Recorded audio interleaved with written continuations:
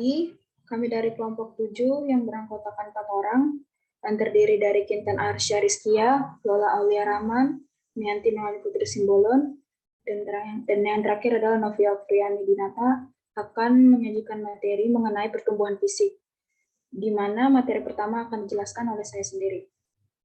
A. Penyebab pertumbuhan. Pertumbuhan fisik adalah perubahan-perubahan fisik yang terjadi dan merupakan gejala primer dalam pertumbuhan remaja. Perubahan-perubahan ini meliputi perubahan ukuran tubuh, perubahan proporsi tubuh, munculnya ciri-ciri kelamin yang utama atau primer, dan ciri kelamin kedua atau sekunder.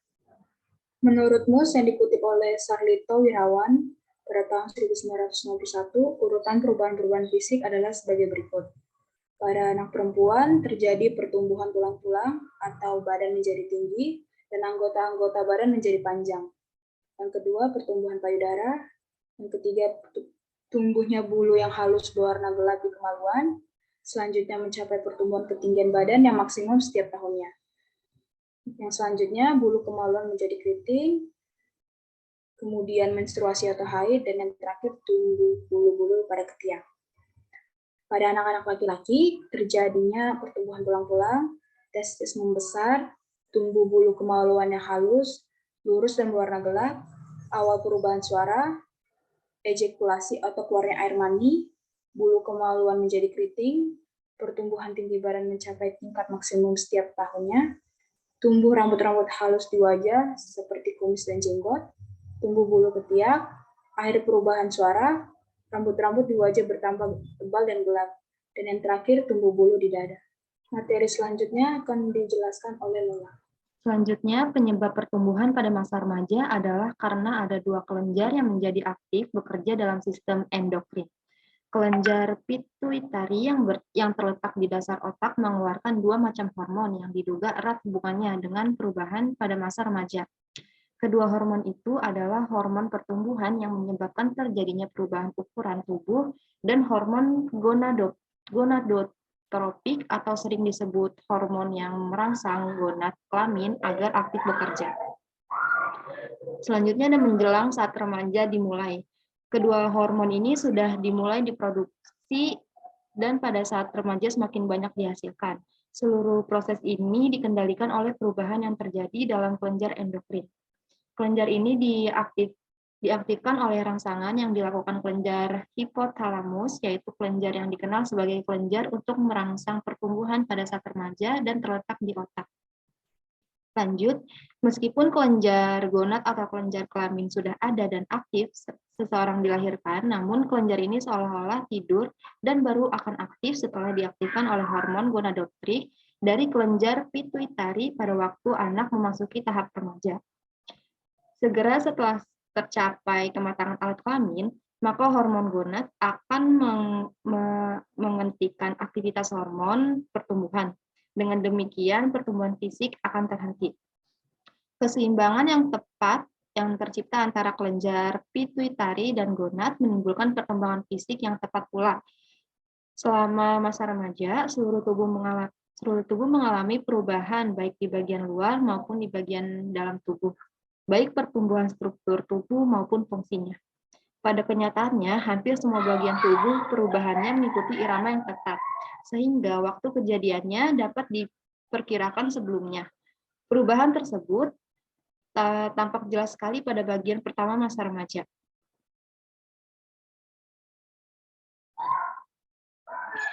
Selanjutnya, perubahan-perubahan fisik yang penting yang terjadi pada masa remaja. Yang pertama ada perubahan ukuran tubuh. Irama pertumbuhan mendadak menjadi cepat sekitar 2 tahun sebelum anak mencapai taraf kematangan kelaminnya. Setahun sebelum pematangan ini, anak akan bertambah tinggi 10-15 cm dan bertambah berat 5-10 kg setelah terjadi kematangan kelamin. Pertumbuhan tubuh selanjutnya masih terus terjadi, namun dalam tempo yang sedikit lambat. Selama 4 tahun pertumbuhan tinggi badan anak akan bertambah 25% dan berat tubuhnya hampir mencapai 2 kali lipat. Anak laki-laki tumbuh terus lebih cepat dari anak perempuan.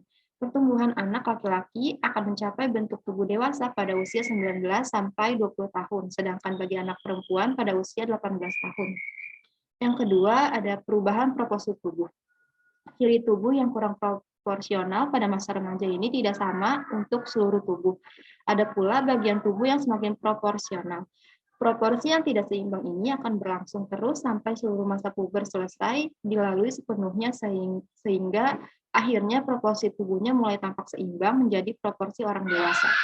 Perubahan ini terjadi baik di dalam maupun di bagian luar tubuh anak. Misalnya di masa kanak-kanak jantungnya kecil, sedangkan pembuluh darah kurang begitu nampak pada masa puber. Yang terjadi malah sebaliknya. Di bagian luar tampak pertumbuhan kaki dan tangan lebih panjang dibanding dengan tubuh. Selanjutnya yang ketiga ada ciri kelamin yang utama. Pada masa anak-anak, alat kelamin yang utama masih belum berkembang dengan sempurna ketika memasuki masa remaja. Alat kelamin mulai berfungsi pada saat ia berumur 14 tahun, yaitu pada saat pertama kali mengalami mimpi basah. Sedangkan pada anak perempuan, indung telurnya mulai berfungsi pada usia 13 tahun, yaitu saat pertama kali mengalami menstruasi atau haid. Bagian lain dari alat perkembangbiakan pada anak perempuan saat ini masih belum berkembang dengan sempurna, sehingga belum mampu mengandung anak untuk beberapa bulan atau setahun lebih. Masa interval ini disebut sebagai saat steril masa remaja. Selanjutnya, yang keempat, ada ciri kelamin kedua. Ciri kelamin kedua pada anak perempuan adalah membesarnya buah dada dan mencuatnya puting payudara. Pinggul melebar lebih lebar dari lebar bahu.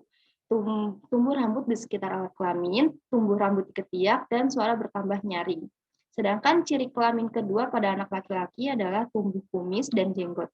Otot-otot mulai tampak, bahu melebar lebih lebar dari pinggul, nada suara membesar, tumbuh jakun, tumbuhnya bulu ketiak, bulu dada, dan bulu sekitar alat kelamin, serta perubahan jaringan kulit menjadi lebih kasar dan pori-pori membesar. Ciri-ciri kelamin kedua inilah yang membedakan bentuk fisik antara laki-laki dan perempuan. Ciri ini pula yang seringkali merupakan daya tarik antara jenis kelamin. Pertumbuhan tersebut berjalan seiring dengan perkembangan ciri kelamin yang utama dan kedua, dan akan mencapai taraf kematangan pada tahun masa pertama atau tahun kedua remaja. Untuk materi selanjutnya akan dijelaskan oleh Novi. Baik, selanjutnya ada perubahan fisik sepanjang masa remaja meliputi dua hal, yaitu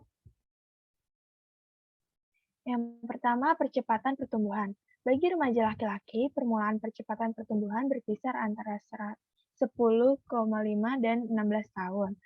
Bagi remaja perempuan, percepatan pertumbuhan dimulai antara 7,5 dan 11,5 tahun dengan umur rata-rata 10,5 tahun. Puncak pertumbuhan ukuran fisik dicapai pada usia 12 tahun, yakni ukuran lebih bertambah 6-11 cm setahun.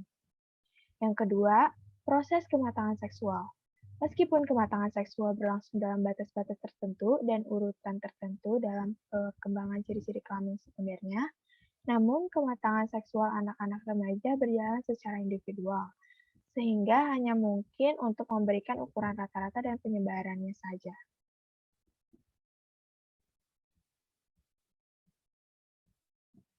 Selanjutnya ada kriteria yang membedakan anak laki-laki dengan anak perempuan. Yang pertama, kriteria kematangan seksual. Kriteria kematangan seksual tampak lebih jelas pada anak perempuan daripada anak laki-laki. Menstruasi merupakan salah satu ciri kematangan seksual yang pokok, yaitu disposisi untuk konsepsi hamil. Kriteria sejelas ini tidak terdapat pada anak laki-laki. Sehubung dengan ejakulasi, pelepasan air mani pada laki-laki permulaannya masih sangat sedikit sehingga tidak jelas. Sering dipakai percepatan pertumbuhan sebagai kriteria penetapan titik awal masa remaja, karena diketahui adanya korelasi antara percepatan pertumbuhan itu dengan timbulnya tanda-tanda kelamin sekunder maupun primer. Yang kedua, permulaan kematangan seksual. Permulaan kematangan seksual pada anak perempuan kira-kira 2 tahun lebih cepat mulainya daripada anak laki-laki. Menstruasi merupakan tanda permulaan kematangan seksual dan terjadi sekitar usia 13 tahun dengan penyebaran normal antara 10-16 setengah tahun. Jadi, kira-kira 1 tahun sesudah dilaluinya puncak percepatan pertumbuhan. Pada anak laki-laki baru terjadi produksi spermatozoa, hidup selama kira-kira 1 tahun sesudah puncak percepatan perkembangan.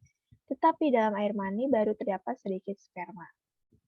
Selanjutnya, yang ketiga yaitu urutan gejala-gejala kematangan seksual. Pada anak perempuan, kematangan dimulai dengan satu tanda kelamin sekunder dengan tumbuhnya buah dada atau payudara yang tampak dan bagian puting susu yang sedikit mencuat. Hal ini terjadi pada usia antara 8 sampai 13 tahun. Baru pada stadium kemudian menjelang menstruasi, jaringan pengikat di sekitarnya mulai tumbuh sehingga payudara mulai memperoleh bentuk yang dewasa. Kelenjar payudara baru mengadakan reaksi pada masa kehamilan dengan suatu pembekakan, sedangkan produksi air susu terjadi pada akhir kehamilan. Hal ini merupakan akibat reaksi-reaksi fisiologi yang menyebabkan perubahan-perubahan pada organ-organ kelamin internal. Pada anak laki-laki, kematangan seksual dimulai antara umur 9,5 sampai 13,5 tahun dan berakhir antara 13,5 sampai 17 tahun. Pada usia kurang lebih 15 sampai 16 tahun, pada anak laki-laki maupun perempuan, pangkal tenggorokannya atau jakun mulai membesar yang menyebabkan pita suara menjadi lebih panjang. Anak laki-laki mengalami hal ini lebih banyak. Anak perempuan mendapat suara yang lebih tinggi dan nyaring, sedangkan suara anak laki-laki berubah menjadi agak berat. Karena pertumbuhan anatomi yang cepat mendahului penyesuaian urat sarafnya. Urat syarafnya belum dapat cocok. Maka timbullah keadaan yang khas pada anak laki-laki. Terdengarlah suara yang lebih tinggi di antara suara yang berat. Selanjutnya, B. Kondisi-kondisi lain yang mempengaruhi pertumbuhan fisik anak. Yang pertama ada pengaruh keluarga, meliputi faktor keturunan maupun faktor lingkungan. Karena faktor keturunan, seorang anak dapat lebih tinggi atau panjang daripada anak lainnya sehingga ia lebih berat tubuhnya. Jika ayah dan ibu atau kakeknya tinggi dan panjang, faktor lingkungan akan membantu menentukan tercapainya tidak perwujudan potensi keturunan yang dibawa anak tersebut. Pada setiap tahap usia, lingkungan lebih banyak mempengaruhi berat tubuh daripada terhadap tinggi tubuh.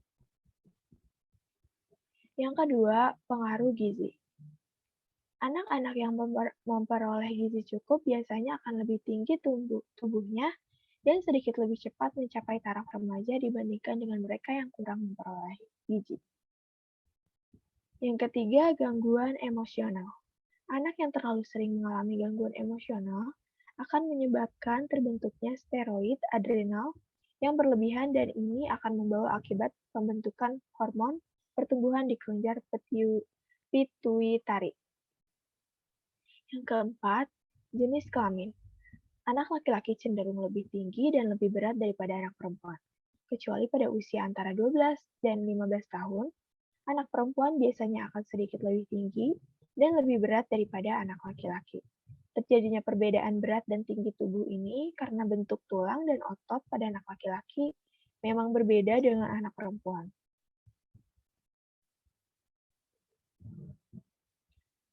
Materi selanjutnya akan dibacakan oleh Aca. Baik, yang kelima adalah status sosial ekonomi.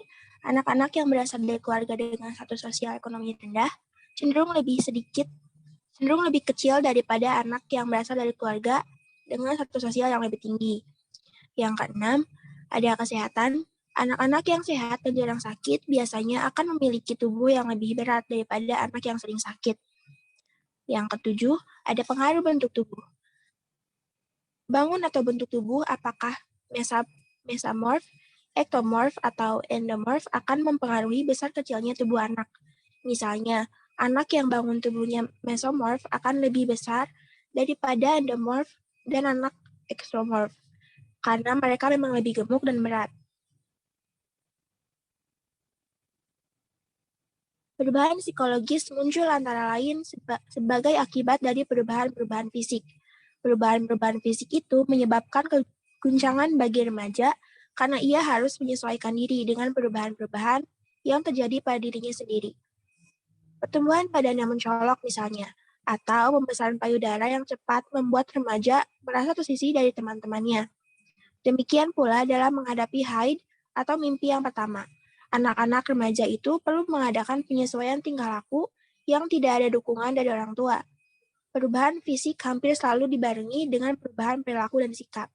Keadaan ini seringkali menjadi sedikit parah karena sikap orang-orang di sekelilingnya dan sikapnya sendiri dalam menghadapi perubahan fisik itu.